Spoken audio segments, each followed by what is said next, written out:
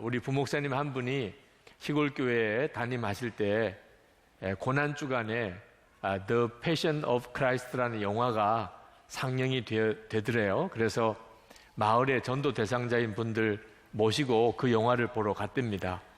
예수님에 대해서 그보다 더 잘 가르칠 수 있는 방법이 어디 있겠어요? 그래서 생생하게 우리 주님에 대해서 그 마을 사람들에게 보여주고 싶었는데, 영화를 보고 난 다음에 그 전도 대상자인 분이 그런 이야기를 하더래요. 사람이 좀처럼 안 죽는다는 거예요.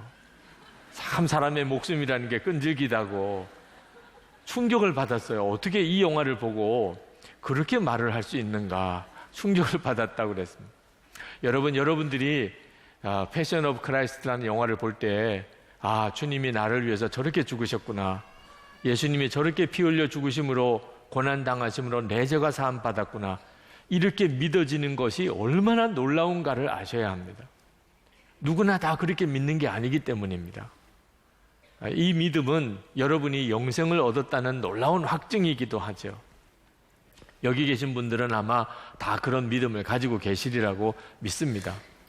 그런데 여러분, 저는 오늘 여러분에게 드리고 싶은 말씀은 예수님이 내 죄를 위해서 십자가에 달려 죽으셨다는 이런 믿음 하나 가지고 평생 예수 믿으시려고 하시면 안 된다는 겁니다. 믿음은 더 자라야 합니다.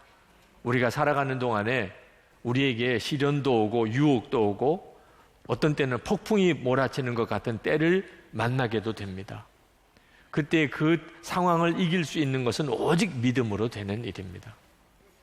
오늘 시편 79편은 하나님의 징계하심으로 이스라엘 백성들이 바벨론에 멸망당할 때 이방 민족에게 예루살렘 성전이 다 무너지고 불타버리고 수많은 제사장과 예루살렘 거민들이 다 죽어나가는 그런 끔찍한 상황에서 썼던 시편입니다.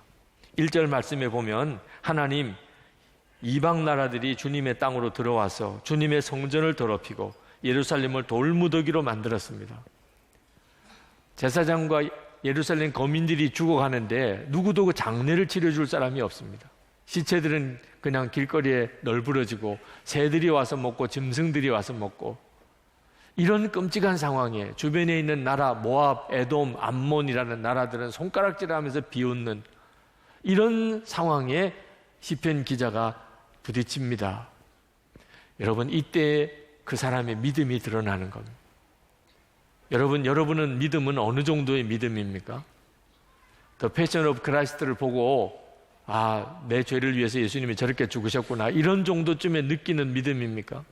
아니면 여러분의 삶 속에 시련이 오고 풍파가 닥치고 그럴 때도 흔들리지 않는 그 믿음을 가지고 계십니까? 여러분은 밤이 무섭지 않으실 거예요. 혼자 있다고 해서 무섭지 않으실 거예요. 어른이 됐으니까. 어린애들은 그게 무섭습니다. 집에 밤에 혼자 있다는 것은 어린아이들에게는 대단히 무서운 일이에요. 그건 어린이기 때문에 그렇습니다. 무서울 일이 아닌데도 그들은 두려워합니다. 그러나 나이가 들면 더 이상 밤에 집에 혼자 있는 이런 정도는 더 이상 무섭지 않잖아요. 우리의 믿음이 그렇게 나이가 들면서 자라는 겁니다. 여러분, 여러분의 영적인 믿음도 마찬가지입니다. 여러분, 밤에 혼자 집에 있는 것은 무섭지 않지만 여러분의 삶 속에 인생에 밤이 올 때 괜찮겠습니까? 시련이 오는데 앞이 캄캄합니다. 믿었던 사람 다 떠났습니다. 혼자 남았습니다. 정말 죽을 것 같은 위기가 왔습니다. 인생에 밤이 오는 거죠. 여러분, 그런 밤이 와도 두렵지 않습니까? 여러분이 이제 그런 정도의 믿음을 가지셨습니까? 여러분의 믿음을 여러분 스스로가 정확하게 보셔야 합니다. 그저 예수 믿고 내가 죄사함을 받았다 하는 정도쯤만 믿는 믿음으로는 이겨나갈 수 없는 인생의 위기가 많습니다. 시편 79편 기자는 하나님은 살아계신데 그런데도 하나님의 백성들은 이렇게 비참하게 죽어가고 어떻게 하나님의 성전이 이렇게 불타버리고 무너질 수 있나 말이에요. 그런데 이런 상황에도 그는 하나님께 기도합니다. 이건 대단한 믿음이죠. 어떻게 하나님을 믿을 수 있다고? 이런 상황인데도 하나님께 기도합니다. 5절 말씀에 보면 주님 언제까지입니까? 영원히 노여워하시렵니까? 언제까지 주님의 진노하심이 불길처럼 타오를 것입니까? 하나님을 도무지 믿을 수 없을 것 같은 그 상황에서도 시편 기자는 하나님께 기도합니다. 우리가 이미 다 잘 아시는 것처럼 하나님은 이스라엘을 다시 회복시켜 주십니다. 이스라엘은 다시 옛날 예루살렘 땅으로 돌아옵니다. 거기에 성벽이 세워지고 성전이 다시 재건이 됩니다. 지금도 이스라엘은 그냥 있지요. 그러나 그들을 파멸시켰던 바벨론이나 아수르나 그들을 조롱했던 암몬이나 에돔, 모압들은 우리 지금 역사에 사라져버렸습니다. 그런 끔찍한 재앙 중에도 하나님이 그렇게 역사할 수 있었던 것은 이와 같은 기도가 있었기 때문이라는 것을 알 수 있습니다.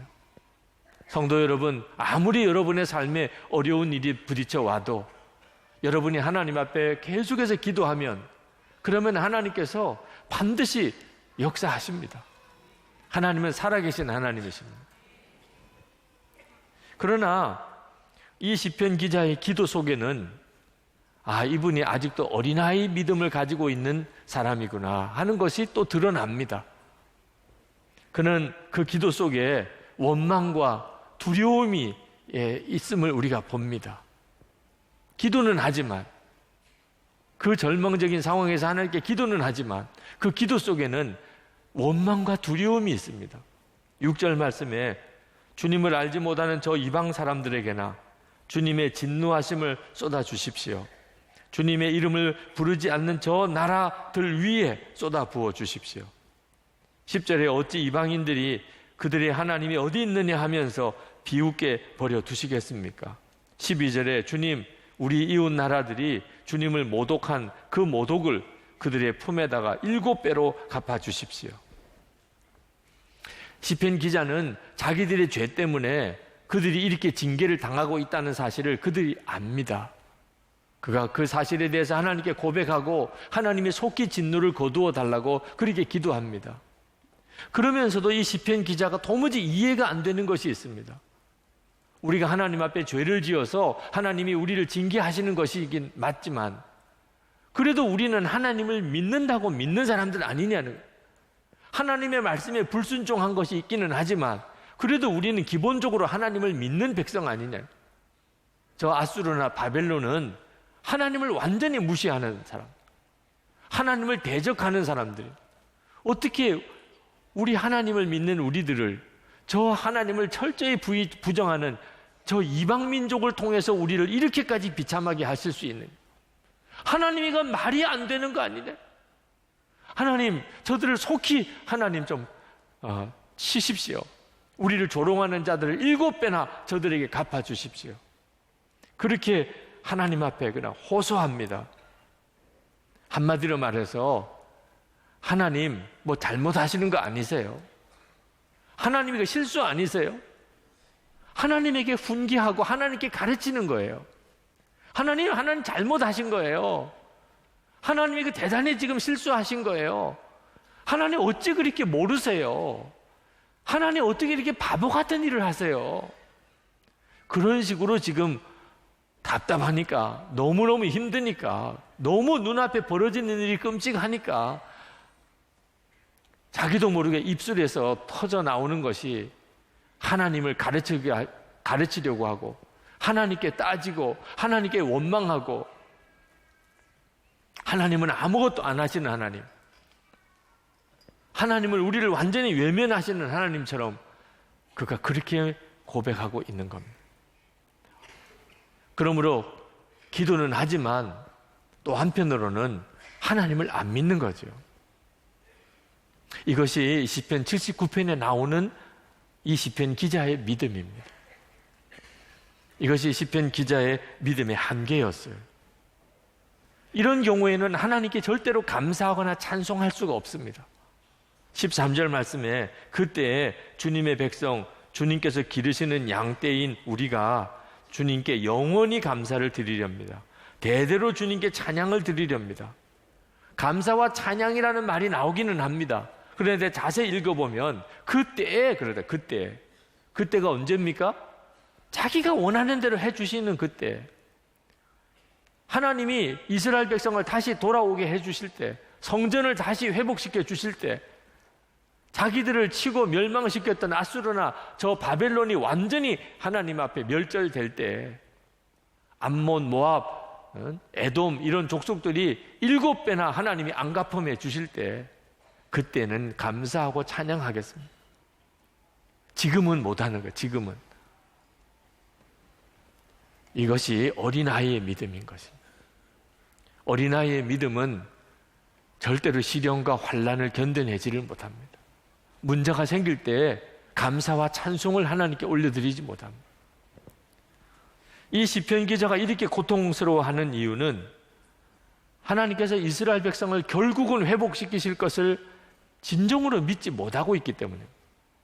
하나님이 왜 이스라엘 백성을 이렇게 징계하셨는지 그 시작도 정확히 아직도 잘 모르고, 하나님이 결국은 이스라엘 백성을 다시 돌이키시는 하나님의 역사를 완전히 내다보지 못하고 있기 때문에 이렇게 고통스러워하는 것입니다.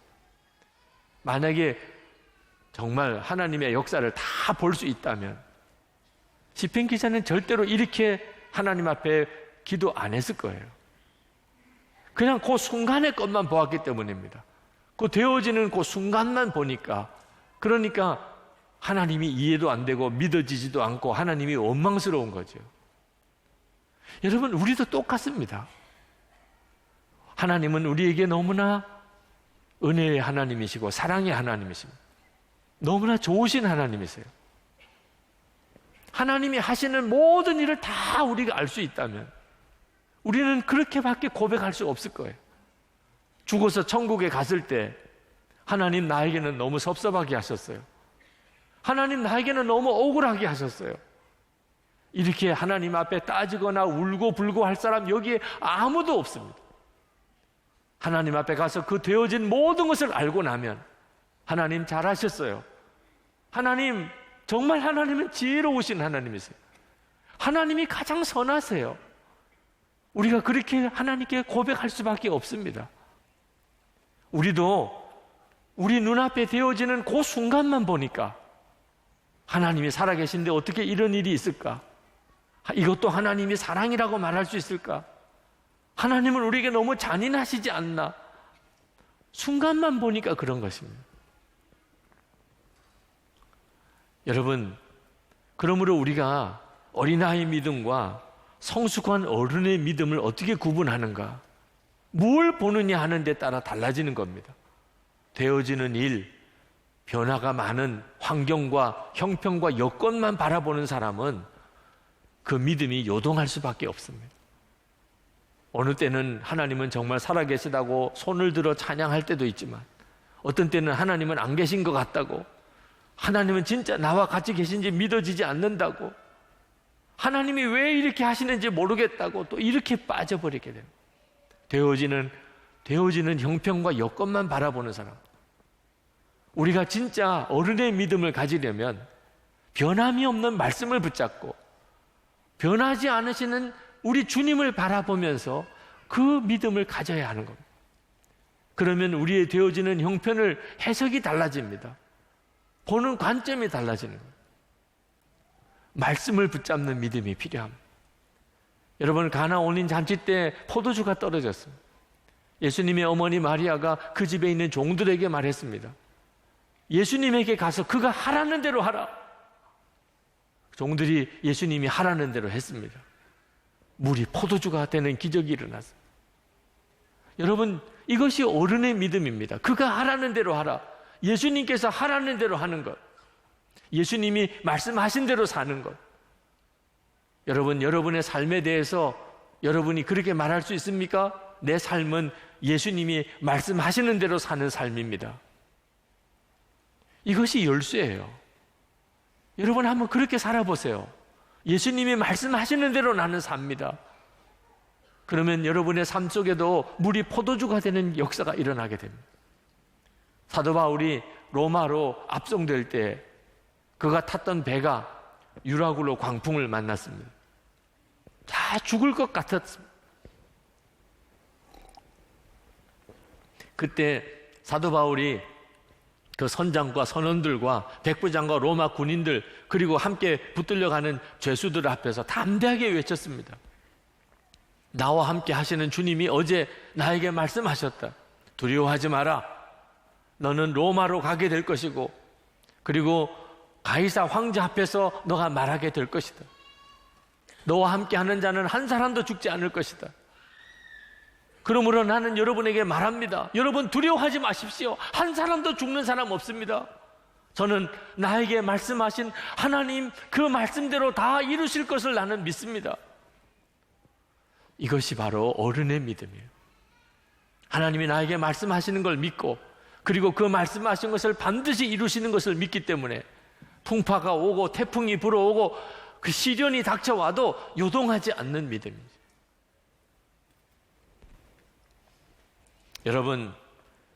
여러분은 나이가 들어가실 것입니다. 올해도 벌써 이제 7월이 다 끝나갑니다. 여러분, 나이만 드는 거 아닙니다. 우리 안에 믿음도 자꾸 변화되어 갑니다. 우리가 정말 예수님을 믿고 그렇게 주님과 함께 살아가게 되면 우리 안에 믿음의 변화가 일어나는데 예수님이 점점점 크신 분으로 변화됩니다. 여러분이 정상적으로 예수를 믿는다면, 그래서 여러분이 정말 어른의 믿음이 되어 간다면, 그러면 예수님은 여러분에게 점점점 크신 분으로 그렇게 느껴지게 됩니다. 제자들이 처음에 예수님을 믿고 따를 때는 예수님이 진짜 그리스도인지 긴가민가 했습니다. 그런데 예수님과 함께 살면서 예수님은 그리스도요 하나님의 아들이신 것을 그가 알았어. 물론 십자가 달리실 때 잠깐 그들이 마음이 흔들리기도 했었지만 3일 만에 예수님은 부활하신 주님으로 그들을 만나 주셨어요. 이건 정말 놀라운 주님이십니다. 승천하시고 난 다음에 그들 마음속에 임하셨습니다. 정말 믿어지지 않는 일이 벌어졌습니다. 그래서 그들은 전 세계에 나가서 예수님을 전하는 사도들이 된 겁니다. 순교도 두려워하지 않는 사도들이 된 겁니다. 이것이 정상적으로 예수를 믿는 것입니다. 예수님을 믿으면 시간이 지나갈수록 예수님은 점점점 크신 분이 되시는 겁니다. 그런데 참 안타까운 것은 많은 그리스도인들에게 정반대 현상이 일어나고 있다는 것입니다. 예수님을 처음 믿을 때는 예수님은 너무 놀라우신 분이셨어요. 예수님은 너무 크신 분이셨어요. 그런 기대감이 있어요. 나를 구원하시고 내 모든 문제를 해결해 주시고, 예수님은 만왕의 왕이시고 세상의 모든 문제의 구원자이실 것이라고 하는 그런 믿음이 처음 예수 믿을 때는, 세례 받을 때는 그런 믿음이 있었습니다. 그런데 이제는 예수를 믿은 지 꽤 오래됐습니다. 많이 이제 알게도 됐습니다. 집사도 되고 이제는 권사도 되고 장로도 되고 이제는 전도사 때를 지나고 목사도 되고 이제는 선교사도 됐습니다. 그런데 예수님은 더 적은 분으로 여겨지는 거예요. 여러분, 예수님 때문에 놀라신 적이 있습니까? 가장 최근에 예수님 때문에 놀란 적이 언제입니까? 예수님을 그렇게 오래 믿었는데, 예수 믿은 지 벌써 오래됐는데 예수님 때문에 놀란 기억이 별로 없습니다. 예수님은 내 문제를 정말 해결해 주실 분이라는 믿음조차 어떤 때는 내 마음속에 없을 때가 있습니다. 문제는 내가 해결하는 거지 뭐. 돈으로 해결하는 거지 뭐. 사람이 해결해 주는 거지 뭐. 주님에 대한 기대감이 언제부터 없어졌어요. 교회 안에서 예수 믿은 연한은 깊어졌고 교회 안에서 이런저런 맡은 책임은 중책을 맡았는데 내 속에 예수님은 점점 너무 적은 분이 되시고, 그래서 여러분 스캔들을 일으키는 목사도 나오는 거예요. 유혹이 오는데 예수님이 너무 작은 거예요. 그러니까 유혹에 넘어지는 거죠. 부부싸움도 해결이 안 돼요. 그렇게 오래 예수를 믿었는데도 부부싸움 해결이 안 돼요. 왜? 예수님은 너무 작은 분이니까. 음란한 동영상 때문에 무너지는 성도들이 많습니다. 음란한 동영상의 유혹이 강해서 그런 게 아닙니다. 그 사람 속에 예수님이 너무 작은 분이에요. 음란한 동영상 하나 막아줄 수 없는 분이에요. 예수를 그렇게 오래 믿었는데 이게 어떻게 된 일입니까? 실제로 진짜 예수님을 믿고 살았던 게 아니었기 때문에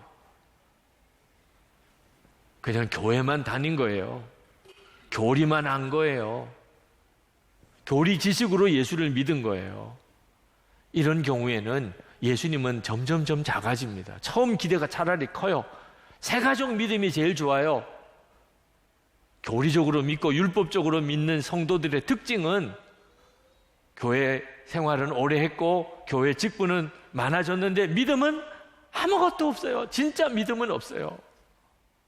환란이 오고 풍파가 올 때 주님만 의지하게 되지를 못해요. 시편 79편 기자도 하나님 안 믿는 거 아니에요. 그런데 막상 하나님의 징계가 현실이 되고 예루살렘 성전이 무너지고 이스라엘 백성들이 다 죽어나가는 끔찍한 일이 벌어질 때 그의 하나님, 그분은 너무 작은 하나님, 그런 문제 앞에서 그 하나님은 너무 초라한 하나님이시죠. 여러분, 우리에게 때때로 우리가 감당할 수 없는 어떤 시련이 우리에게 닥쳐올 때가 있습니다. 그러나 어른의 믿음으로 준비된 사람은 오히려 그때가 더 하나님의 역사가 일어나는 때예요. 문제는 믿음의 준비예요. 어린애 같은 믿음을 가지고 있으니까 그냥 시련에 무너져 버리는 거예요. 또 한 주간 보냈잖아요. 세월을 이렇게 그냥 계속 보내실 겁니까? 이렇게 한 주간, 또 한 주간, 또 한 주간, 그러다가 인생은 끝나요. 어느 순간에 갑자기 인생의 밤이 다가왔어요. 그냥 한 번에 주어진 인생을 시험을 겪다가 그냥 끝나버려요. 이제는 정말 주님을 붙잡으세요. 주님 안에 거하는 삶을 사세요. 어느 장로님이 영성일기에 그렇게 쓰셨더라고요. 이제는 내가 회사가 교회라고 생각하며 그렇게 근무하고 살아보니 저의 태도와 말의 변화가 있음을 봅니다. 교회 와서 예배 드릴 때, 회사에서 직장 생활할 때 너무 차이가 많이 나서 이렇게 살면 안 된다. 그래서 생각을 바꿨답니다. 회사를 교회라고 생각하자. 그랬더니 말도 행동도 너무 달라졌다는 거예요. 여러분, 집에 있으나 교회에 있으나 회사에 있으나 똑같아요. 왜? 주님 안에 있는 것이 똑같으니까. 일터사역 컨퍼런스에서 어느 장로님이 간증을 하실 때 이렇게 이야기하셨답니다. 나는 은혜 받으러 출근합니다. 우리가 교회에 주일에 예배 드리러 올 때 은혜 받으러 오지요. 그런데 그 장로님은 월요일에 출근할 때 나는 은혜 받으러 출근합니다. 주님 안에 있는 것은 똑같으니까, 교회에 있으나 직장에 있으나. 이제는 직장 생활하는 것이 교회에서보다 더 은혜 받는 시간인 것을 믿은 거예요.